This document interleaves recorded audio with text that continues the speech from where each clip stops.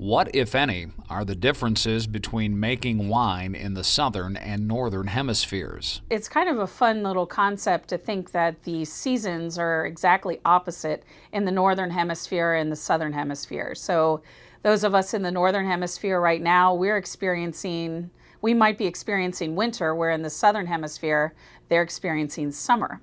So there are some winemakers that like to make wine on both sides of the earth. Will say that they can be making wine twice a year instead of just once a year, which is kind of a cool concept.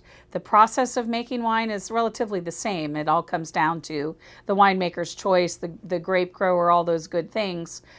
So whether you're making it in the northern hemisphere or the southern hemisphere, you're doing similar things depending on what type of wine you're making. But you have the opportunity to, in fact, make wine a little earlier or later, depending on how you look at it. So, for example, in the northern hemisphere, rosés, you're drinking rosés that are from the previous year. So, if this year is 2017, then we would be drinking rosés in the spring from 2016.